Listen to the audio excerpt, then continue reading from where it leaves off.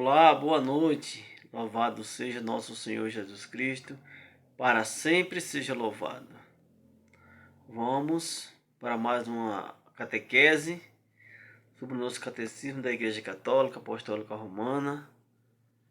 Vamos hoje começar pela primeira parte do catecismo. E vou mostrar agora aqui para vocês essa parte aqui, ó. Primeira parte do catecismo, onde tem uma imagem de Nossa Senhora, que foi pintada por São Lucas.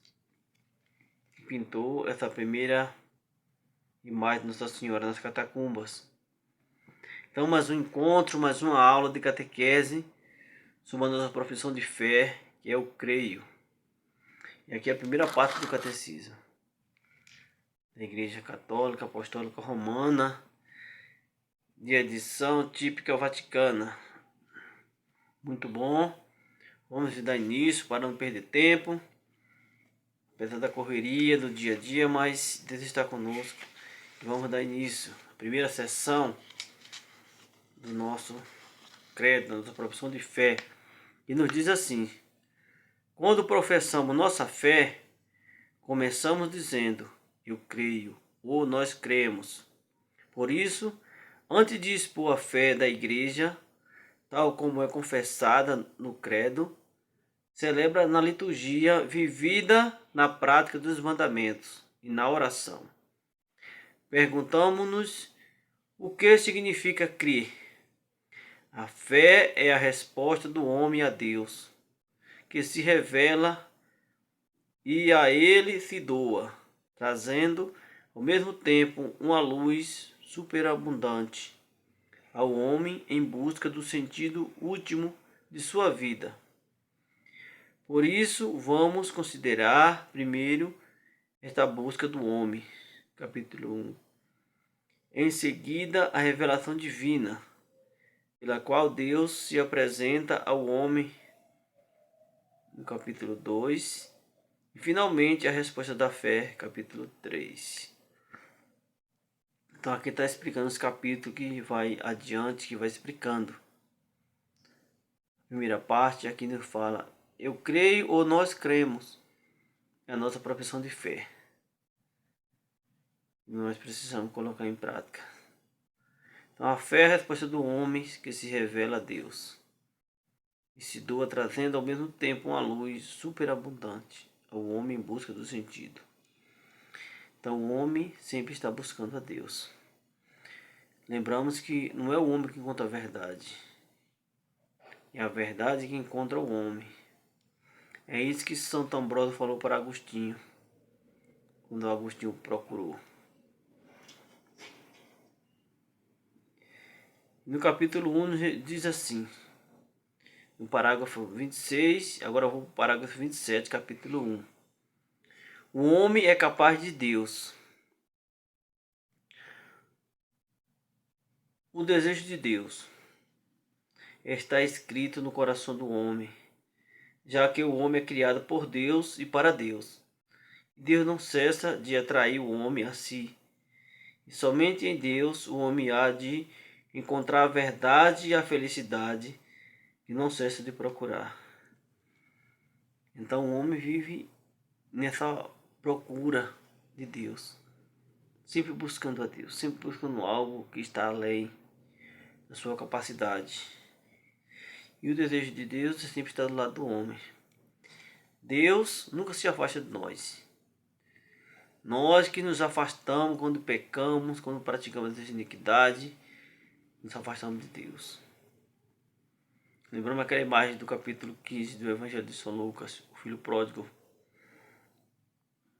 O filho, quando se afasta do pai, vai para o mundo do pecado que acontece.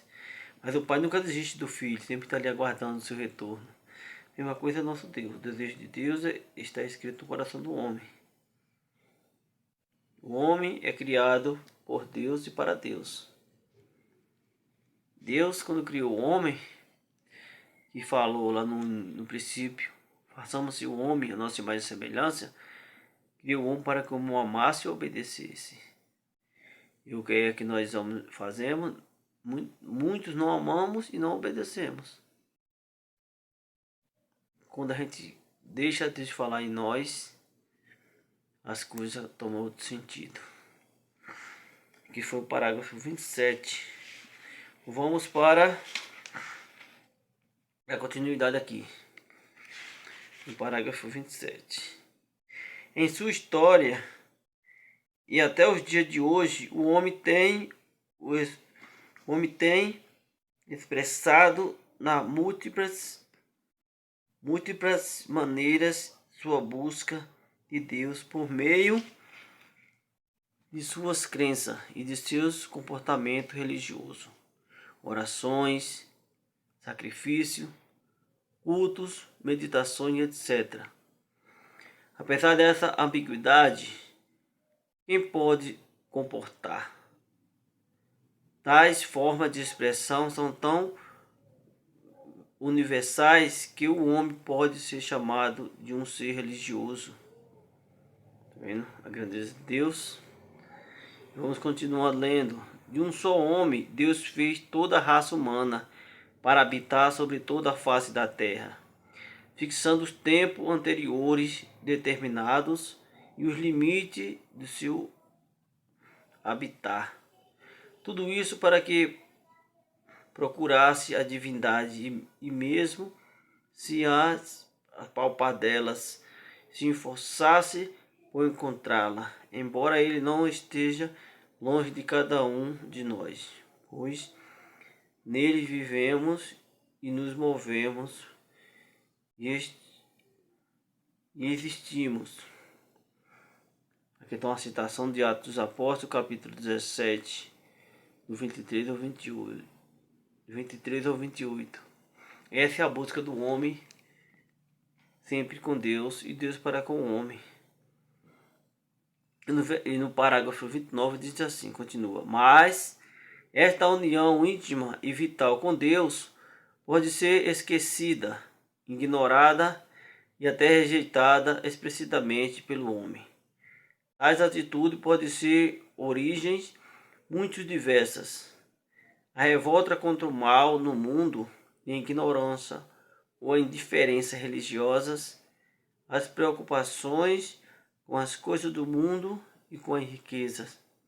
O maior exemplo dos crentes aos correntes de pensamento hostis à religião e, finalmente, em atitude do homem pecador que por medo se esconde diante de Deus e foge diante do seu chamado.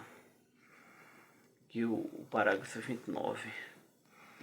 Então aqui a gente vê coisa aqui muito forte que Deus nos fala, né? A ignorância religiosa, a ignorância e diferença religiosa dos crentes.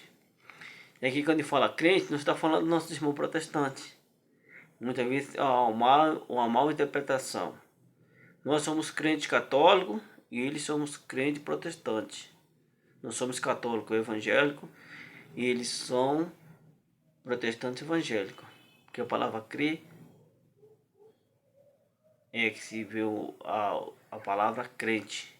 Todo aquele que crê é crente. Até Satanás é crente. Então a palavra crer significa isso. Nós vamos ter que colocar essa confiança em Deus, não se afastar de Deus, ou rejeitar as coisas que Deus nos ensina. Desde as origens foi assim, né? O homem se afastando de Deus, ignorando a sua fé, ignorando o seu Deus, e buscando encontrar Deus no lugar onde ele não está. Ele é onipresente, é onisciente e onipotente. Mas onde está o mundo do pecado, Deus não se faz no meio daquele lugar. E onde muitas pessoas procuram naquele lugar e não encontram, né? Foge de Deus quando pratica o pecado da iniquidade, como aconteceu com Adão. Quando Deus vem em encontro de Adão e Eva, que já estão no pecado, ele se esconde diante da face de Deus, pensando que Deus não sabia onde ele estava, né? A mesma coisa é o homem quando pratica o pecado, que se afasta de Deus. E no parágrafo 30 diz assim: alegra-se o coração dos que buscam o Senhor. É a citação do Salmo 105, do versículo 3. Se o homem pode esquecer ou rejeitar a Deus, este de sua parte não cessa de chamar todo homem a procurá-lo, para que viva e encontre felicidade. Mas esta busca exige do homem todo o esforço de sua inteligência, a retidão de sua vontade e um coração reto, e também um testemunho dos outros que os ensina a procurar Deus. Vendo? A alegria. Mesmo quando o homem se afasta de Deus, Deus não se afasta do homem. Sempre está buscando o homem. Esse é o amor do Pai, é um amor incondicional.